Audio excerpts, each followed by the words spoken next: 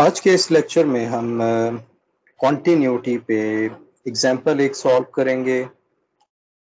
Previous video में आपने देखा था कि हमने कॉन्टिन्यूटी को डिफाइन किया था और हमने कुछ इस तरह से डिफाइन किया था कि limit x approaches to c f of x, ये हमारे पास इक्वल होता है वैल्यू ऑफ द फंक्शन के। और अगर आप इसका ग्राफिकल रिप्रेजेंटेशन देखना चाहते हैं, ये x अगर c है तो इसके लेफ्ट साइड से अप्रोच करें या राइट साइड से अप्रोच करें, और वैल्यू ऑफ द फंक्शन, हमारे पास कोई कर्व होगा, वैल्यू ऑफ द फंक्शन ये आपस में इक्वल हो तो फंक्शन कॉन्टिन्यूस होता है, यानी उसमें कोई होल, कोई ब्रेकेज या कोई जंप नहीं होता है। लेफ्ट हैंड साइड को आपने देखने की जरूरत है कि हमारे पास जो लिमिट है, इसका मतलब है कि limit x approaches to c negative f of x, left hand limit, limit x approaches to c positive, right hand limit, ये इक्वल होने चाहिए वैल्यू ऑफ द फंक्शन के। ये हमने सीखा है कि लिमिट कैसे फाइंड करते हैं। एक एग्जांपल हम देखते हैं और फिर हमने ये भी देखा था कि राइट कॉन्टिन्यूस क्या होता है। जब राइट कॉन्टिन्यूस होता है तो इस केस में सिंपली हमारे पास ये चीज होल्ड करती है, जिसको मैं कॉपी करके अलग ले जाऊं, और ये राइट कॉन्टिन्यूस होता है। और सी नेगेटिव एफ ऑफ सी ये लेफ्ट कॉन्टिन्यूस होता है, यानी कि ये लेफ्ट कॉन्टिन्यूस है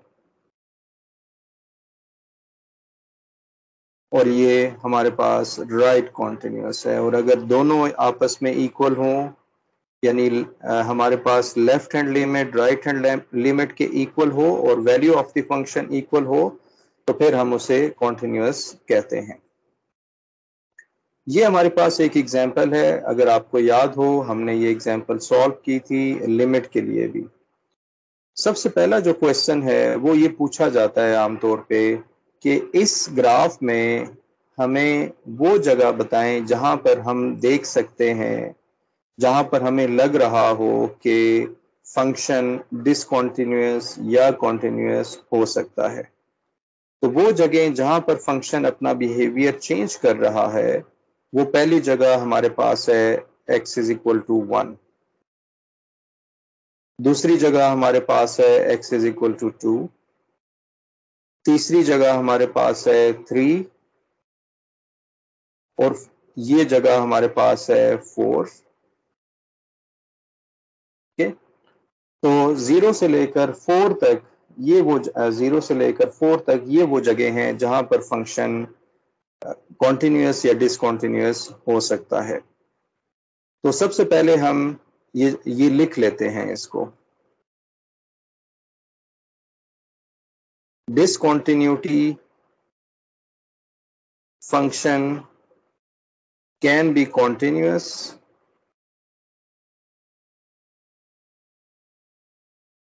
can have discontinuous point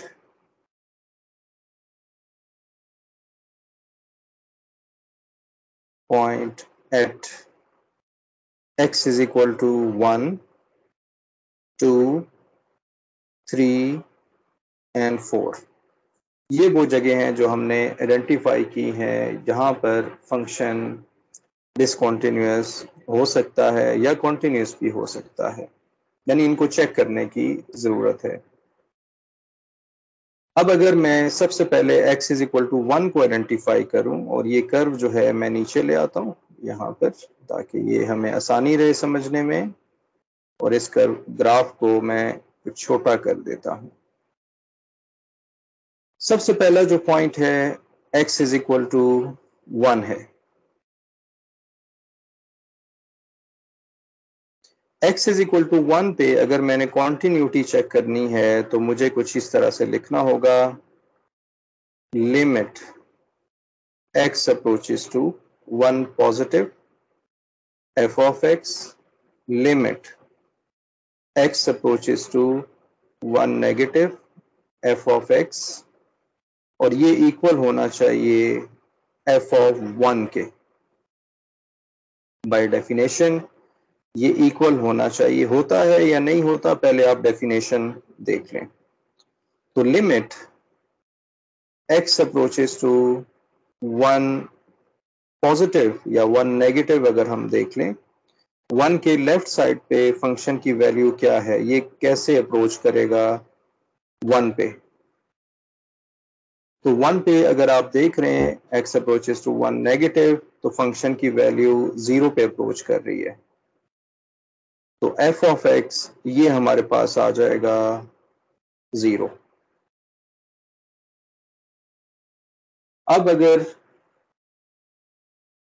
left hand limit तो हमारे पास है, लेकिन अगर आप राइट हैंड लिमिट की बात करें, limit x approaches to 1 positive f of x 1 के राइट साइड से अगर अप्रोच करें, फॉर एग्जांपल यहाँ वैल्यू देखें तो आपको यहाँ वैल्यू मिलेगी, x एक्सिस पे अगर वैल्यू हो तो इसकी वैल्यू y एक्सिस पे यहाँ मिलेगी, यानी फंक्शन जब 1 पे राइट साइड से अप्रोच कर रहा है तो जब डोमेन में 1 के राइट साइड पे हैं तो फंक्शन जो है वो 1 पे अप्रोच कर रहा है। तो x approaches to 1 positive f of x ये हमें 1 मिल जाएगा, क्योंकि इसने यहां तक जाना है, 1 तक जाना है। तो इसका मतलब है कि यहां पर हमें एक जंप मिल रहा होगा। फंक्शन लेफ्ट हैंड लिमिट और राइट हैंड लिमिट आपस में इक्वल नहीं है, लिमिट तो एग्जिस्ट कर ही नहीं रही। और अगर आप इसको देखें तो लिमिट फेल्स टू एग्जिस्ट, ये हमें यहां पर मिल जाएगा। अगर आप वैल्यू ऑफ द फंक्शन देखें, यानी कि x इज इक्वल टू 1 पे अगर आप वैल्यू ऑफ द फंक्शन देखें तो इसकी वैल्यू हमारे पास है 1। तो वैल्यू ऑफ द फंक्शन हमारे पास है f of 1 is equal to 1 इस फंक्शन के मुताबिक। तो इसका मतलब ये होगा कि यहां पर अगर आप लिमिट्स को देखें, क्या ये लिमिट इसके इक्वल है या ये लिमिट इसके इक्वल है। तो हमें नजर आ रहा है कि right hand limit value of the function के इक्वल है। तो limit x approaches to 1 positive f of x is equal to f of 1 जो कि 1 के इक्वल है। तो ये आपस में इक्वल है। तो ये फंक्शन राइट कॉन्टिन्यूअस है, लेकिन continuous x is equal to 1 पे नहीं है। हम इसको लिखा करते हैं कि ये राइट कॉन्टिन्यूअस है।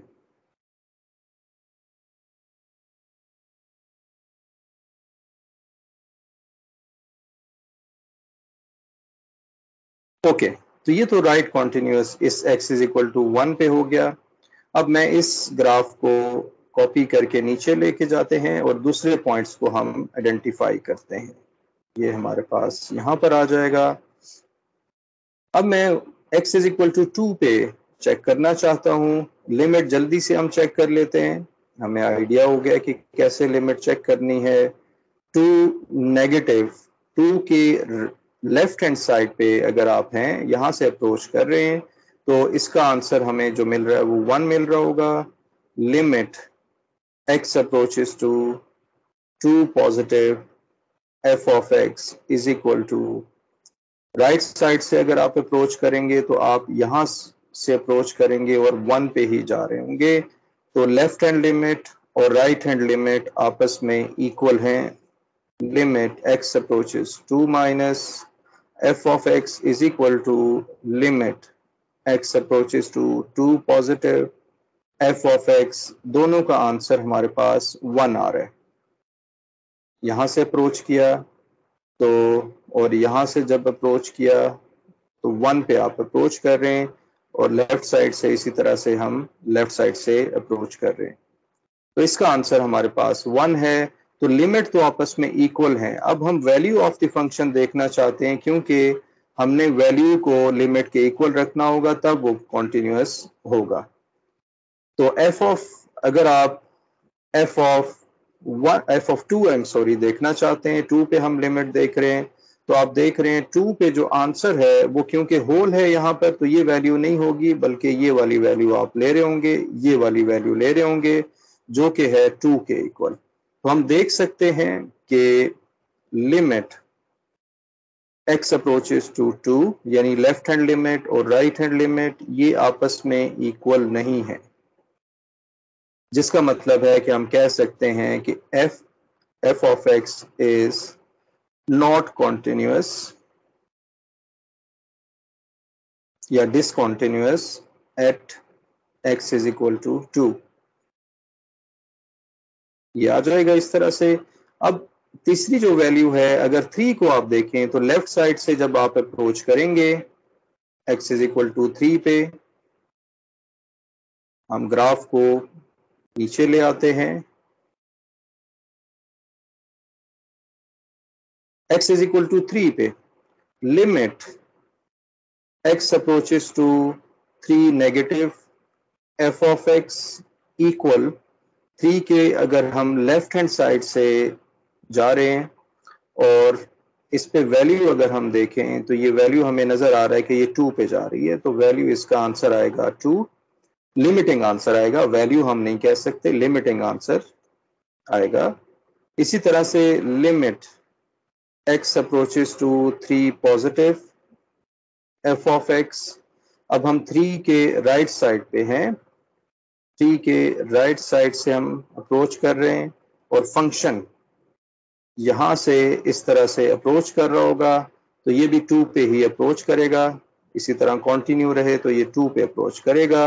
और अगर आप वैल्यू ऑफ द फंक्शन देखें, आप वैल्यू ऑफ द फंक्शन देखें f ऑफ 3, यानी कि इस 3 पे वैल्यू अगर हम देखें तो वो वैल्यू हमारे पास ये आ रही है जो कि 2 है, f of 3 is equal to 2। तो ये फंक्शन जो है ये हमारे पास कॉन्टिन्यूस है, क्योंकि left hand limit right hand limit equal हैं और वैल्यू ऑफ द फंक्शन भी आपस में वैल्यू ऑफ द फंक्शन भी इक्वल है, f of 3 is equal to 3। तो हम कहेंगे कि f of x is continuous at x is equal to 3। अब आखिरी जो पॉइंट है वो 4 हमारे पास है। खैर हमारे पास जीरो भी एक वैल्यू आ सकती थी, उसको भी देख लेते हैं, लेकिन 4 को हम देख लें तो ये मैं रेस कर देता हूं। अगर आप 4 पे देखें at x is equal to 4,